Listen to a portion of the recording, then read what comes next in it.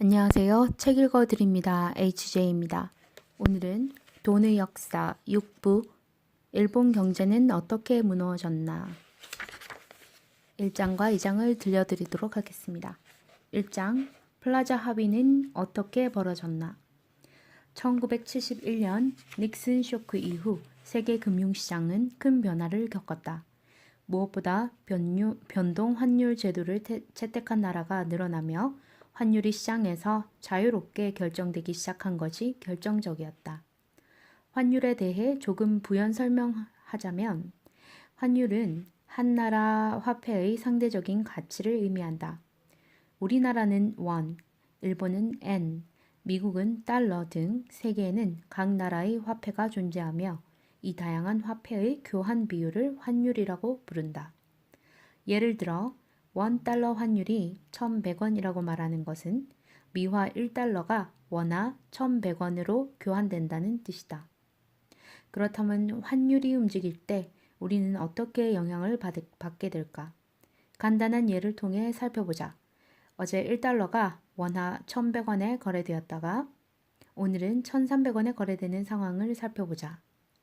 이런 것을 달러 강세라고 한다. 미국에서 1,000달러에 팔리고 있는 애플의 아이폰을 어제는 우리 돈 110만 원에 구입했지만 오늘은 가격이 130만원으로 상승해 어제보다 20만 원을 더 지불해야 한다. 같은 기간 우리나라 갤럭시 노트의 가격이 100만 원에 머물러 있다면 이전보다 많은 사람이 갤럭시 노트를 구매하려 들 것이다. 물론 소비자들 입장에서는 선택의 폭이 줄어드는 등 손실이 발생한다고도 볼 수 있다. 특히 갤럭시 노트 같은 대체제가 없는 제품, 이를테면 휘발유나 경유 같은 경우에는 환율 상승이 곧바로 소비자 가격의 상승으로 연결될 것이다. 반대로 어제 1달러에 대한 원화 환율이 1,100원이었는데 오늘 갑자기 900원으로 떨어진 경우를 생각해보자. 이런 경우를 달러 약세라고 한다. 환율 상승과 반대되는 현상이 나타날 것이다. 미국에서 1,000달러에 팔리는 아이폰의 원화 환산 가격이 어제 110만 원에서 오늘 90만 원으로 20만 원 떨어질 것이며 갤럭시 노트를 비롯한 우리나라 경쟁 제품은 상대적으로 가격이 비싸 보일 것이다. 소비자의 입장에서는 싼 가격에 해외에서 수입된 물건을 구입할 수 있어 환율 하락으로 구매력이 개선되는 효과를 거두게 될 것이다. 그럼 환율은 어떻게 움직일까? 다른 모든 상품처럼 매수세가 매도세를 압도하면 상승하고 반대로 매수세가 매수세보다 매도세가 더 강하면 하락한다. 그럼 어떨 때 달러에 대한 매수세가 강화될까? 미국이 대규모 무역 흑자를 기록하거나 미국 금리가 다른 나라에 비해 압도적으로 높아지는 경우에는 달러에 대한 수요가 증가할 가능성이 높다. 1980년대 초반이 이런 상황이었다.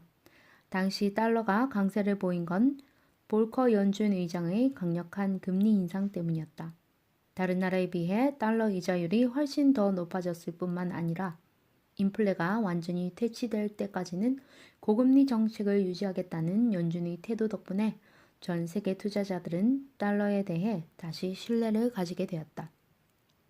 그러나 달러 강세가 오랫동안 지속됨에 따라 미국의 경상수지 적자 문제가 다시 부각되기 시작했다. 제2차 석유 파동이 발생했던 1980년 경상수지 적자는 255억 달러에 불과했는데 유가가 하락한 1984년에는 오히려 1125억 달러로 늘어났던 것이다.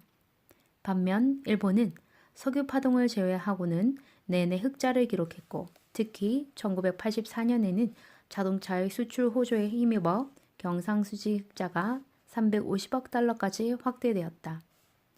물론 미국이 적자를 기록하고 일본이 흑자를 기록한 이유를 환율 하나만으로는 설명할 수는 없다. 그러나 미국 레이건 행정부는 환율 조정을 통해 경상수지 적자 문제를 해결할 수 있을 것이라고 판단했다. 그들은 1985년 9월 22일 뉴욕 플라자 호텔에서 열린 서방 선진 5개국 미국, 프랑스, 독일, 일본, 영국의 재무장관 및 중앙은행 총재 회담, 이하 플라자 회담에서 다음의 두 가지 합의를 이끌어냈다. 1. 미국의 무역수지 개선을 위해 일본 엔화와 독일 마르크화의 평가 절상을 유도한다. 2. 이것이 순조롭지 못할 때에는 정부의 협조 개입을 통해 목적을 달성한다. 플라자 합의 이후 일본과 미국 그리고 독일 중앙은행은 달러 가치 하락을 위해 강력한 시장 개입에 나서는 한편 정책 금리의 급격한 조정을 통해서라도 달러화의 가치를 떨어뜨리겠다는 의지를 표명함으로써 시장 분위기를 완전히 바꾸는 데 성공했다. 헤지 펀드가 발빠르게 달러 매도에 나섰고 이어 상업은행들이 가세하면서 달러에 대한 엔화 환율은 급격하게 떨어지기 시작했다. 플라자 합의 직전 달러에 대한 엔화 환율은 242엔이었으나 9월 말에는 216엔이 되었고 10월 말에는 211엔, 11월 말에는 202엔이 되었다.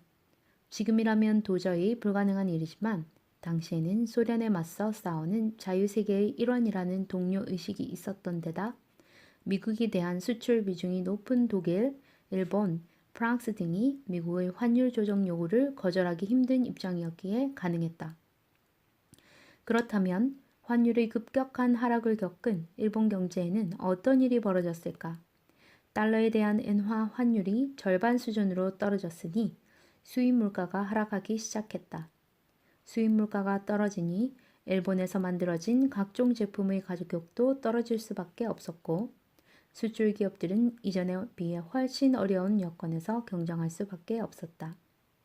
지속적으로 엔화의 강세가 나타난다면 수출 기업들은 사업을 접어야 할지도 모른다는 공포가 일본 전역을 뒤덮었다. 이른바 엔고 불황에 대응해 일본 중앙은행은 금리 인하로 대응했다. 플라자 합의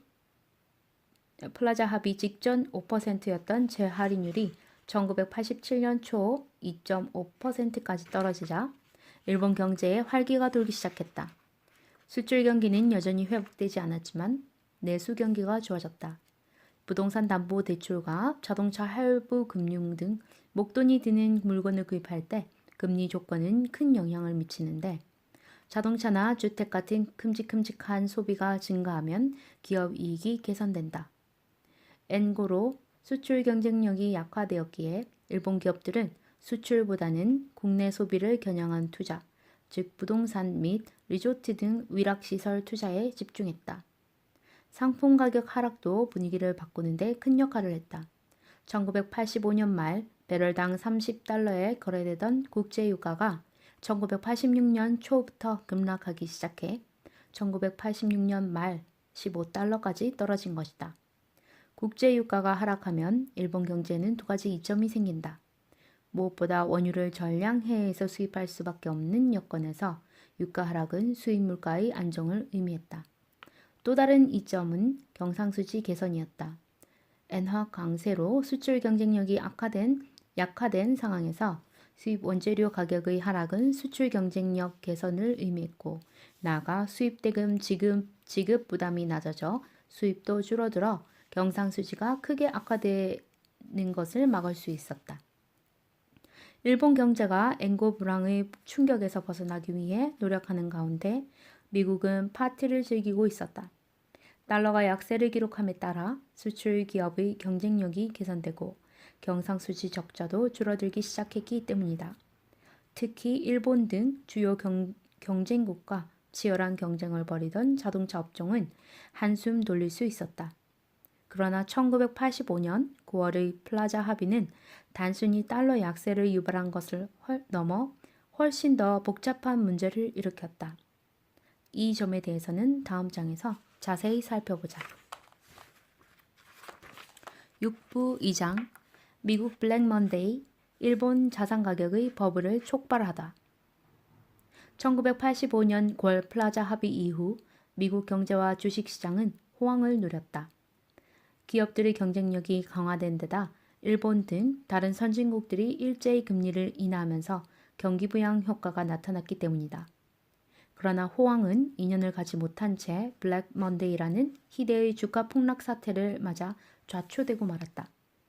참고로 블랙 먼데이란 1987년 10월 19일 월요일 미국의 다우존스 산업평균지수가 전날에 비해 무려 22.6%나 폭락한 사건을 지칭한다. 이후 주가가 급락하면 언론에서는 항상 블랙 데이라는 이름을 붙일 정도로 인상적인 사건이었다. 블랙 먼데이가 발생하는 원인에 대해서는 다양한 의견이 제기되는데 달러 약세에 대한 우려에서 폭락의 원인을 찾는 학자들이 많다. 1985년 9월 플라자 합의 이후 달러 약세가 지속되면서 환손실을 우려한 외국인 투자자들이 이탈할 것을 걱정하는 투자자들이 늘어났던 것이다. 참고로 플라자 합의가 있었던 1985년 한 해에만 외국인 투자자들의 미국 주식 순매수가 16억 달러를 기록했고 1986년에는 62억 달러로 부풀어 올랐다. 특히 외국인 투자자들은 1987년 1월에서 9월에만 무려 78억 달러의 주식을 순매수하는 등 미국 주식 가격의 상승을 이끈 1등 공신이었다. 따라서 당시의 상황만 본다면 외국인 투자자들이 주식시장에서 이탈할 것이라는 징후는 별로 보이지 않았다. 그러나 당시 금융시장 참가자들은 언제 갑자기 외국인이 이탈할지 모른다는 공포를 느끼고 있었는데 특히 앨런 그린스펀 연준 의장이 1987년 9월 5일 재할인율을 5.5%에서 6%로 인상한 것이 투자 심리를 위축시키는 방아쇠 역할을 했다. 그린스펀 의장이 금리를 인상하는 것은 경기 과열을 막기 위한 행동이었지만 시장 참가자의 상당수는 미국이 달러의 약세를 저지하기 위해 노력한다는 신호로 받아들였다.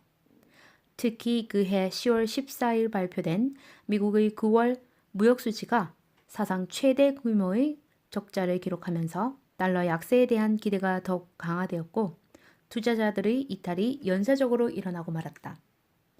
블랙 먼데이의 충격을 확대시킨 것은 포트폴리오 보험이었다. 블랙 먼데이 직전 미국 금융시장에서는 이른바 포트폴리오 보험이라는 새로운 상품이 유행하고 있었다. 이 상품은 간단하게 말해 시장이 폭락하더라도 자산 가치가 사전에 정한 수준 이하로 떨어지지 않게 설계된 일종의 보험 전략이었다. 이 전략이 가능해졌던 건 1983년부터 미국 증권거래소가 S&P 500 지수 등 주요 주가 지수를 기초 자산으로 한 선물 거래를 개시했기 때문이다. 선물 거래란 계약 당사자가 미리 정한 시점, 우리나라의 경우 3, 6, 9, 12월 둘째 주 목요일에 정한 양만큼의 상품을 인도하는 계약이다. 결국 포트폴리오 보험이란 전체 자산의 일정 부분을 덜어서 선물을 매도하는 계약인 셈이다. 즉 주가가 폭락할 위험을 대비해 미리 주식을 파는 거래를 해놓았다고 볼 수 있다. 블랙 먼데이를 전후해 주식시장의 변동성이 확대되자 포트폴리오 보험 전략을 채택하지 않았던 투자자들마저 서둘러 선물 매도에 나서며 금융시장에 일종의 쏠림 현상을 만들었다. 선물 매도가 대대적인 프로그램 주식 매도를 유발했고 주가 폭락에 놀란 투자자들이 다시 선물 매도에 나서는 일종의 악순환을 일으킨 것이다. 블랙 먼데이는 금융시장 참가자들이 잊어버리고 있던 트라우마, 1929년 대공황의 기억을 되살렸다. 특히 블랙 먼데이의 주가 폭락 수준이 1929년 검은 목요일의 주가 하락률 마이너스 21%를 넘어섰던 것이 공포를 자극했다. 그러나 1929년의 연준과 1987년의 연준은 전혀 달랐다. 1929년 당시에는 연준이 통화 공급을 확대하기는커녕 금융위기가 절정에 달했던 1931년에 오히려 금리를 인상했지만 1987년 블랙 먼데이 당일 그린스펀 연준 의장은 통화를 풍부하게 공급하고 금리를 내릴 것이라고 선언한 데 이어 베이커 재무장관은 독일을 방문하여 재무장관 및 중앙은행 총재와 연쇄 회동을 갖고 금리 인하를 요청하였다.